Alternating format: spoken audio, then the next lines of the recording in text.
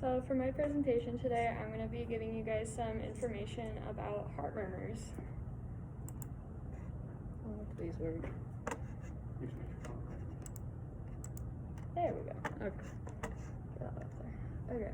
So a little bit of anatomy and physiology about the heart.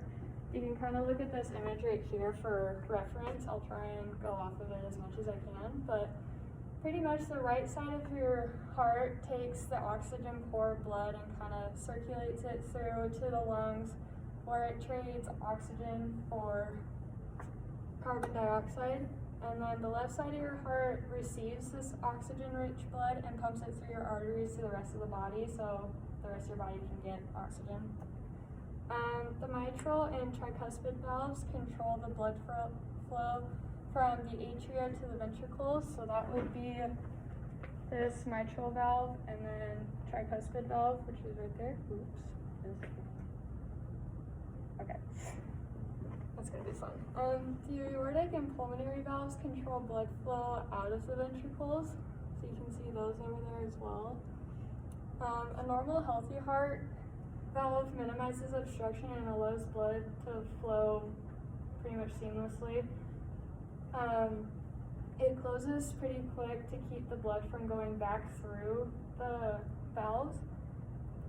And then just some vocabulary that you'll need for one of the other pictures to come up. I'm probably butchering how you're supposed to say this, but diastole is when the heart muscle relaxes and allows the chambers to fill with blood. And then systole is when the heart muscle contracts and pumps blood from the chambers into the arteries.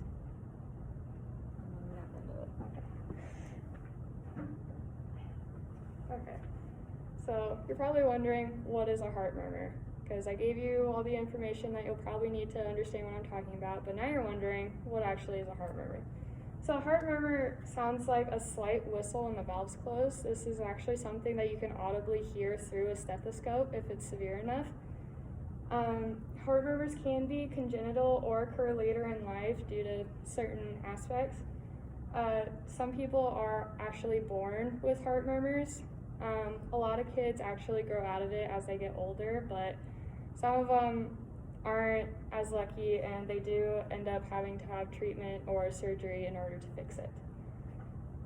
They can also be innocent or abnormal. Like I said, if you're lucky and it's just minor, doesn't really need any treatment, surgery, or anything like that, it will be innocent. But if you need a heavier treatment plan, then it is considered abnormal. And then some symptoms for an abnormal heart murmur is skin that appears blue, especially around the lips and fingertips, swelling or sudden weight gain, shortness of breath, chronic cough, enlarged liver, neck veins, heavy sweating with little or no activity. Chest pain is one of the biggest ones, and then dizziness, fainting, and in infants, poor appetite and failure to grow normally.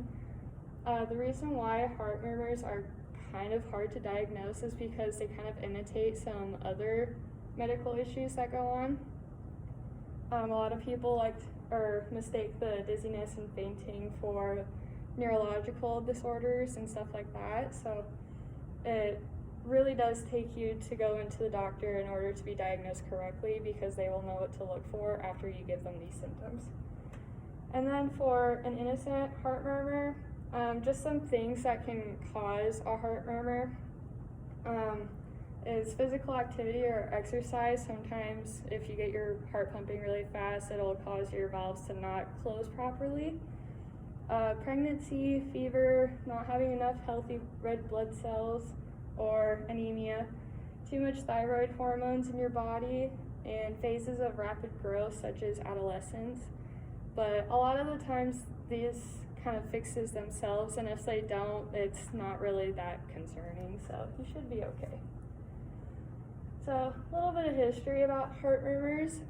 The first thing that I found was there's a connection between atrial fibrillation, or AFib, and mitral valve disease, which was made by King Louis's physician, Jean-Baptiste de Senac, in the 1700s. But there was actually records of heart murmurs being experimented with and kind of being learned about even before that. Lynette created the first stethoscope. It wasn't foolproof. There was definitely some things that needed to be fixed, but it was a good way for them to really nail down like what a heart murmur is and how to treat it. Some treatments have gone from nothing, like I said before, back in the 1700s. They didn't really do anything. They just say like, oh, there's something sounds weird. We don't really know what it is, but we kind of want you to keep coming back so we can try and figure out what it is. But now we have surgery, therapy, and even certain drugs that are supposed to help fix these things. So who's most affected? Age-wise, infants and young children are most likely to have a heart murmur, but most of the time these are just innocent and the kids will grow out of them as they get older. Only 10% of adults have a heart murmur. These are more abnormal heart murmurs because they could have been caused by like one of the things that I mentioned before, like pregnancy, stuff like that. But there's not really a lot of cases where it's super concerning, but there's definitely some evidence of it. Gender-wise, the cases are pretty much equal, but there is a slightly more difference towards the women's side. Probably because of all the stress we have to go through, but I'm not going to go there. Ethnicity, there's really no race in particular. It's pretty much just if your body was able to form properly in the womb or something happens along the way, you can't really control it, whether you're white or Mexican or whatever. So personal interest. The reason why I wanted to do this presentation on heart murmurs is because I actually have a mitral regurgitation. So pretty much what that means is my mitral valve, back in the image that I showed a little bit earlier, the one that's more on the left side, it doesn't close the way it's supposed to. So probably the best way I can describe it is instead of it going like this, it kind of just like does that, so then it whistles. It gets really bad if I'm sick or if I run a lot or something like that, but it's pretty innocent. They've been observing me since they first found it when I was 13, but for the most part, it hasn't done anything significant. It hasn't caused me any problems. I was still able to do 3 sports in high school, and I am able to live a perfectly normal life even with it. And then my dad has an aortic bicuspid defect. So your bicuspid valve is actually supposed to have 3 pieces to it, but when he was born, he only had 2. So as he got older, it started to get worse because his heart had to work overtime pretty much in order to get the blood where it's supposed to go because that valve wasn't able to close correctly. So he actually had open heart surgery about 7 years ago now to replace his aortic valve with a artificial one. So because of that, he does a lot better. He's able to do more physical activity, and it's actually kind of funny. If you see my dad walking around or you're talking to him, you can actually hear his heart valve closing because it's metal, so it just kind of ticks like a clock. But yeah, and then my brother had a heart, or a, wow, not what I meant. He had a heart attack a couple of years ago, so I definitely do have a history of heart issues in my family, so that was why I wanted to talk about this subject. So I do have a video for you guys. I thought it explained what goes on pretty good. Hopefully it'll work.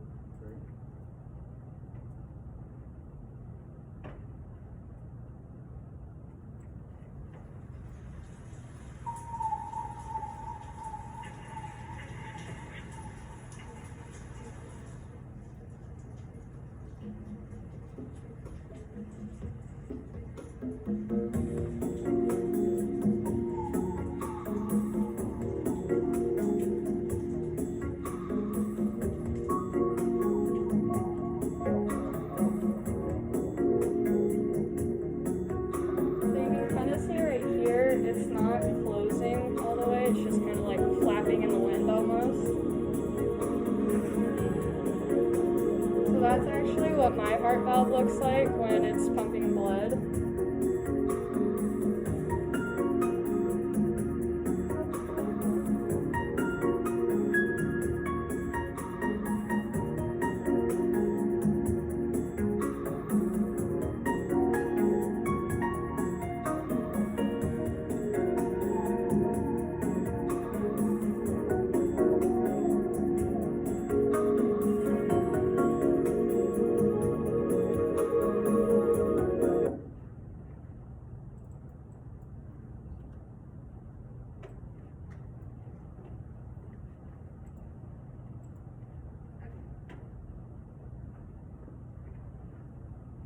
So from then to now, I'm going to kind of recap on some of this, but it started out with just mostly observation, just making sure that it doesn't get worse, or even if it gets better, which is definitely a good thing.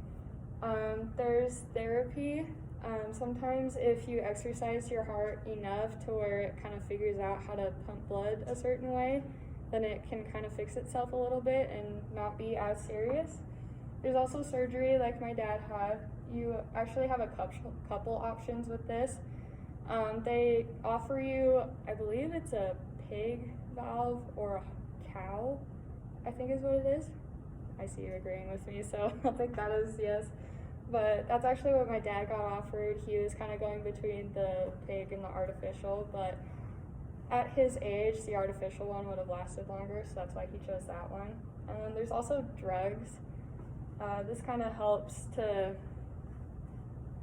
I'm not sure how to explain it, but it just kind of makes sure that all your veins and arteries kind of open and close like they're supposed to, and it definitely helps a little bit in the long run. Currently, they're coming out with piezoelectric sensors and electronic stethoscopes.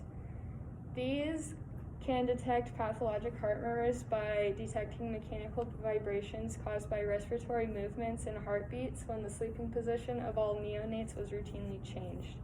So basically what this looks for is just for the different vibrations, like when you breathe and everything.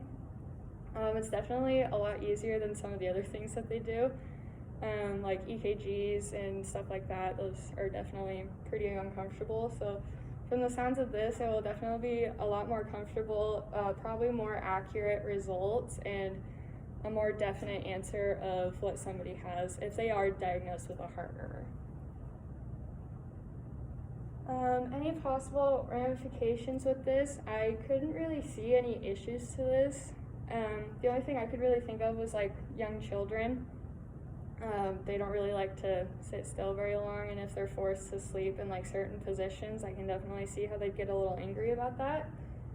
It's also still extremely new. This is just coming out this year, so there's not really any evidence whether it could be harmful or not, but I guess as time goes on, we will be able to determine if there is anything. It also has the ability to detect murmurs easier and sooner, like I said, which would be very beneficial to a lot of the people who do have abnormal heart murmurs. This would allow them to get down to a solution sooner so that they are able to hopefully go on to live a more normal life. And then these are all my references. I tried to use as many scientific articles as I could, but I also use a lot of like college websites as well.